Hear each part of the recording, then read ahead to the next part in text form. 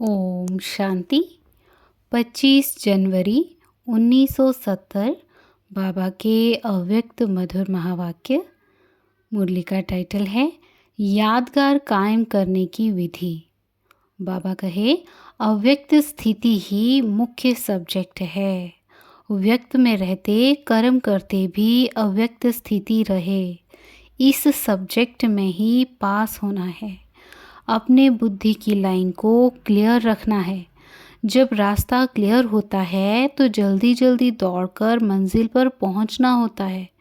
पुरुषार्थ की लाइन में कोई रुकावट हो तो उसको मिटाकर लाइन क्लियर करना, इस साधन से ही अव्यक्त स्थिति की प्राप्ति होती है। मधुबन में आकर कोई न कोई विशेष गुण सभी को देना, यही यादगार है। वह तो हो गया जड़ यादगार, लेकिन यह अपने गुण की याद देना, यह है चैतन्य यादगार, जो सदैव याद करते रहते। कभी कहीं पर जाओ तो यही लक्ष्य रखना है कि जहाँ जाएं वहाँ यादगार कायम करें। यहाँ से विशेष स्नेह अपने में भर के जाएंगे तो स्नेह पत्थर को भी पानी कर देगा। यह आत्मिक स्नेह की सौगात साथ ले जाना, जिससे किसी पर भी विजय हो सकती है। समय ज़्यादा समझते हो व कम, तो अब कम समय में 100% तक पहुंचने की कोशिश करनी है। जितनी भी अपनी हिम्मत है वह पूरी लगानी है। 1 सेकंड भी व्यर्थ ना जाए, इतना ध्यान रखना है। संगम का 1 सेकंड कितना बड़ा है। अपने समय और संकल्प दोनों को सफल करना है। जो कार्य बड़े ना कर सके वह छोटे कर सकते हैं। अभी तो वह कार्य भी रहा हुआ है। अब तक जो दौड़ी लगाई वह तो हुई, लेकिन अब जंप देना है, तब लक्ष्य को पा सकेंगे। सेकंड में बहुत बातों को परिवर्तन करना है। यह है जंप मारना। इतनी हिम्मत है। जो कुछ सुना है उनको जीवन में लाकर दिखाना है। जिसके साथ स्नेह रखा जाता है उन जैसा बनने का होता है। तो जो भी बाप दादा के गुण हैं वह खुद में धारण करना, यही स्नेह का फर्ज है। जो बाप की श्रेष्ठता है उसको अपने में धारण करना है, यह है स्नेह। एक भी विशेषता में कमी ना रहे। जब सर्वगुण अपने में धारण करेंगे तब भविष्य में सर्वगुण संपन्न देवता बनेंगे। यही लक्ष्य रखना है कि सर्वगुण संपन्न बने। बाप के गुण सामने रख अपने को चेक करो कि कहाँ तक हैं। कम परसेंटेज भी ना हो, परसेंटेज भी संपूर्ण हो, तब वहाँ भी संबंध में नज़दीक आ सकेंगे। अब रूह को ही देखना है। जिस्म को बहुत देख देख कर थक गए हो, इसलिए अब रूह को ही देखना है। जिस्म को देखने से क्या मिला, दुखी ही बने। अब रूह को देखता है तो ताकत मिलती है। शूरवीर होना। शूरवीर की निशानी क्या होती है? उनको कोई भी बात में पार करना मुश्किल नहीं लगता है और समय भी नहीं लगता है। उनका समय सिवाय सर्विस के अपने विघ्नों आदि को हटाने में नहीं जाता है। इसको कहा जाता है शूरवीर। अपना समय अपने विघ्नों में नहीं, लेकिन सर्विस में लगाना चाहिए। अब तो समय बहुत आगे बढ़ गया है। इस हिसाब से अब तक वह बातें बचपन की हैं। छोटे बच्चे नाजुक होते हैं, बड़े बहादुर होते हैं। तो पुरुषार्थ में बचपना ना हो, ऐसा बहादुर होना है। कैसी भी परिस्थिति हो, क्या भी हो, वायुमंडल कैसा भी हो, लेकिन कमज़ोर ना बने, इसको शूरवीर कहा जाता है। शारीरिक कमज़ोरी होती है तो भी असर हो जाता है, मौसम वायु आदि का। तंदुरुस्त को असर नहीं होता है, तो यह भी वायुमंडल का असर नाजुक को होता है। वायुमंडल कोई रचयिता नहीं, वह तो रचना है। रचयिता ऊंचा व रचना रचयिता, तो फिर रचयिता रचना के अधीन क्यों? अब शूरवीर बनने का अपना स्मृति दिवस याद रखना, यह स्मृति भूलना नहीं। ऐसा नक्शा बनकर जाओ जो आपके नक्शे में बाप को देखे। अपने को संपूर्णता का नक्शा दिखाना है। हिम्मत है तो मदद ज़रूर मिल जाएगी। अब यह समझते हो कि यहाँ आकर ढीलेपन में तेज़ आई है। अभी पुरुषार्थ में ढीले नहीं बनना है। संपूर्ण हक लेने के लिए संपूर्ण आहुति भी देनी है। कोई भी यज्ञ रचा जाता है तो वह संपूर्ण सफल कैसे होता, जबकि आहुति डाली जाती है। अगर आहुति कम होगी तो यज्ञ सफल नहीं हो सकता। यहाँ भी हर एक को देखना है कि आहुति डाली है। ज़रा भी आहुति की कमी रह गई तो संपूर्ण सफलता नहीं होगी। जितना और इतना का हिसाब है। हिसाब करने में धर्मराज भी है। उनसे कोई भी हिसाब रह नहीं सकता। इसलिए जो भी कुछ आहुति में देना है वह संपूर्ण देना है और फिर संपूर्ण लेना है। देने में संपूर्णता नहीं तो लेने में भी नहीं होगी। जितना देंगे उतना ही लेंगे। जब मालूम भी पड़ गया कि सफलता किसमें है फिर भी सफल ना करेंगे तो क्या होगा? कमी रह जाएगी। इसलिए सदैव ध्यान रखो कि कहाँ कुछ रह तो नहीं गया। मनसा में, वाणी में, कर्म में कहाँ भी कुछ रहना नहीं चाहिए। कोई भी कार्य का जब समाप्ति का दिन होता है तो उस समय चारों ओर देखा जाता है कि कुछ रह तो नहीं गया। वैसे अभी भी समाप्ति का समय है। अगर कुछ रह गया तो वह रह ही जाएगा, फिर स्वीकार नहीं हो सकता। इसको संपूर्ण आहुति भी नहीं कहा जाएगा। इसलिए इतना ध्यान रखना है। अभी कमी रखने का समय बीत चुका। अब समय बहुत तेज़ आ रहा है। अगर समय तेज़ चला गया और खुद ढीले रह गए तो फिर क्या होगा? मंजिल पर पहुंच सकेंगे? फिर सतयुगी मंजिल के बजाय त्रेता में जाना पड़ेगा।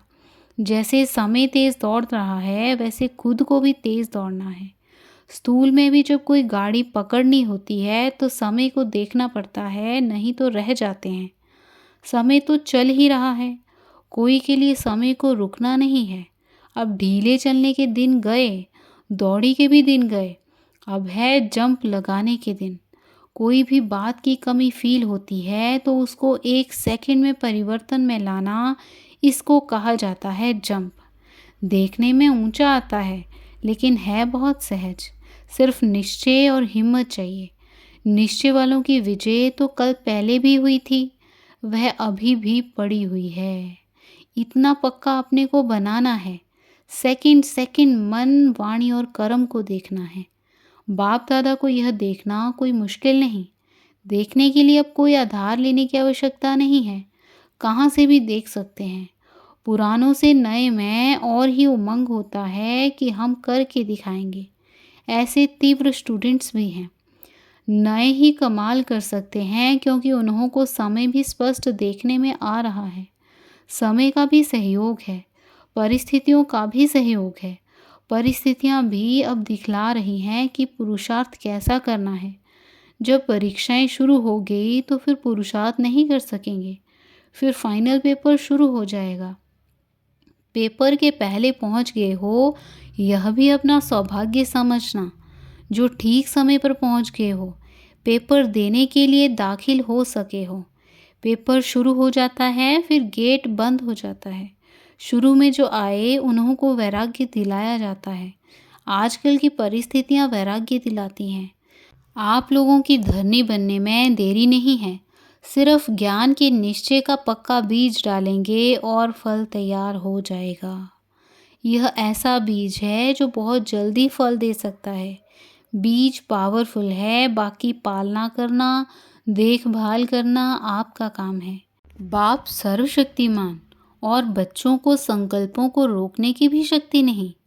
बाप सृष्टि को बदलते हैं, बच्चे अपने को भी नहीं बदल सकते। यही सोचो कि बाप क्या है और हम क्या हैं, तो अपने ऊपर खुद ही शर्म आएगा। अपनी चलन को परिवर्तन में लाना है। वाणी से इतना नहीं समझेंगे। परिवर्तन देख खुद ही पूछेंगे कि आपको ऐसा बनाने वाला कौन। कोई बदल कर दिखाता है तो ना चाहते हुए भी उनसे पूछते हैं क्या हुआ, कैसे किया, तो आपकी भी चलन को देख खुद खींचेंगे। यह तो निमित्त सेवा केंद्र है। मुख्य केंद्र तो सभी का एक ही है। ऐसे बेहद की दृष्टि में रहते हो ना। मुख्य केंद्र से ही सभी का कनेक्शन है। सभी आत्माओं का उनसे कनेक्शन है, संबंध है। एक से संबंध रहता है तो अवस्था भी एक रस रहती है। अगर और कहाँ संबंध की रख जाती है तो एक रस अवस्था नहीं रहेगी। तो एक रस अवस्था बनाने के लिए सिवाय एक के और कुछ भी देखते हुए ना देखो। यह जो कुछ देखते हो वह कोई वस्तु रहने वाली नहीं है। साथ रहने वाली अविनाशी वस्तु वह एक बाप ही है। एक की ही याद में सर्व प्राप्ति हो सकती है, और सर्व की याद से कुछ भी प्राप्ति ना हो तो कौन सा सौदा अच्छा? देखभाल कर सौदा किया जाता है या कहने पर किया जाता है? यह भी समझ मिली है कि यह माया सदैव के लिए विदाई लेने थोड़ा समय मुखड़ा दिखलाती है। अब विदाई लेने आती है, हार खिलाने नहीं। छुट्टी लेने आती है। अगर घबराहट आई तो वह कमज़ोरी कही जाएगी। कमज़ोरी से फिर माया का वार होता है। अब तो शक्ति मिली है ना, सर्वशक्तिमान के साथ संबंध है तो उनकी शक्ति के आगे माया की शक्ति क्या है? सर्वशक्तिमान के बच्चे हैं, यह नशा नहीं भूलना। भूलने से ही फिर माया वार करती है। बेहोश नहीं होना है। होशियार जो होते हैं वह होश रखते हैं। आजकल डाकू लोग भी कोई कोई चीज़ से बेहोश कर देते हैं, तो माया भी ऐसा करती है। जो चतुर होते हैं वह पहले से ही जान लेते कि इनका यह तरीका है, इसलिए पहले से ही सावधान रहते हैं। अपने होश को गंवाते नहीं हैं। इस संजीवनी बूटी को सदैव साथ रखना है। भले 1 मास से आए हैं, यह भी बहुत है। 1 सेकंड में भी परिवर्तन आ सकता है। ऐसे नहीं समझना कि हम तो अभी आए हैं, नए हैं। यहाँ तो सेकंड का सौदा है। 1 सेकंड में जन्म सिद्ध अधिकार ले सकते हैं। इसलिए ऐसा तीव्र पुरुषार्थ करो, यही युक्ति मिलती है। जो भी बात सामने आए तो यह लक्ष्य रखो कि 1 सेकंड में बदल जाए। सारे कल्प में यही समय है। अब नहीं तो कब नहीं, यह मंत्र याद रखना है। जो भी पुराने संस्कार हैं और पुरानी नेचर है वह बदल कर ईश्वरीय बन जाए। कोई भी पुराना संस्कार, पुरानी आदतें ना रहें। आपके परिवर्तन से अनेक लोग संतुष्ट होंगे। सदैव यही कोशिश करनी है कि हमारी चलन द्वारा कोई को भी दुख ना हो। मेरी चलन, संकल्प, वाणी, हर कर्म सुखदाई हो। यह है ब्राह्मण कुल की रीति। जो दुख से ही कोई समझ ले कि यह हम लोगों से न्यारे हैं, न्यारे और प्यारे रहना, यह है पुरुषार्थ। औरों को भी ऐसा बनाना है। बनना और बनाना, यही लक्ष्य रखना है। जो जितना बनता है उतना बनाता है। अपने जीवन में अलौकिकता भासती है। अपने को देखना कि लोगों से न्यारा अपने को समझते हैं। अगर याद भूल जाते हैं तो बुद्धि कहाँ रहती है? सिर्फ एक तरफ से भूलते हैं तो दूसरी तरफ लगेगी ना। यह अपने को चेक करो कि अव्यक्त स्थिति से नीचे आते हैं तो किस व्यक्त तरफ बुद्धि जाती है। ज़रूर कुछ रहा हुआ है तब बुद्धि वहाँ जाती है। कई बातें ऐसी होती हैं जिनको खींचने से खींचा जाता है। कई बातों में ढीला छोड़ना भी खींचना होता है। पतंग को ऊंचा उड़ाने के लिए ढीला छोड़ना पड़ता है। देखा जाता है इस रीति नहीं खींचेगा तो फिर ढीला छोड़ना चाहिए, जिससे वह स्वयं खींचेगा। विघ्नों को मिटाने की युक्तियां अगर सदैव याद हैं तो पुरुषार्थ में ढीले नहीं होंगे। युक्तियां भूल जाती हैं तो पुरुषार्थ भी ढीला हो जाता है। एक एक बात के लिए कितनी युक्तियां मिली हैं। प्राप्ति कितनी बड़ी है और रास्ता कितना सरल है, जो अनेक जन्म पुरुषार्थ करने पर भी कोई पा नहीं सकते, वह एक जन्म के लिए भी कुछ घड़ियों में प्राप्त कर रहे हैं। इतना नशा रहता है ना।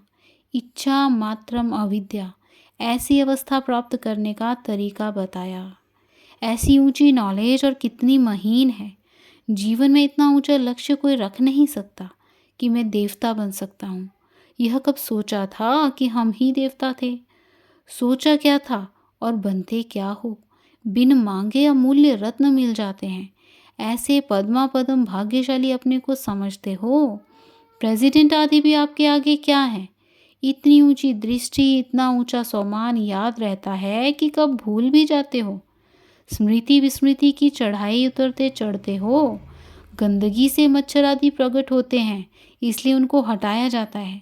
वैसे ही अपनी कमज़ोरी से माया के कीड़े पकड़ लेते हैं। कमज़ोरी को आने ना दो तो माया आएगी नहीं। सदैव यह याद रखो कि सर्वशक्तिमान के साथ हमारा संबंध है, फिर कमज़ोरी क्यों? सर्वशक्तिमान बाप के बच्चे होते भी माया की शक्ति को खलास नहीं कर सकते। एक बात सदैव याद रखो कि बाप मेरा सर्वशक्तिमान है। हम सभी से श्रेष्ठ सूर्यवंशी हैं। हमारे ऊपर माया वार कैसे कर सकती है? अपना बाप अपना वंश याद रखेंगे तो माया कुछ भी नहीं कर सकेगी। स्मृति स्वरूप बनना है।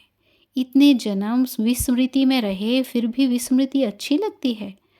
63 जन्म विस्मृति में धोखा खाया, अब एक जन्म के लिए धोखे से बचना मुश्किल लगता है। अगर बार बार कमज़ोर बनते, चेकिंग नहीं रखते तो फिर उनकी नेचर ही कमज़ोर बन जाती है। अवस्था चेक कर अपने को ताकतवर बनाना है, कमज़ोरी को बदल शक्ति लानी है।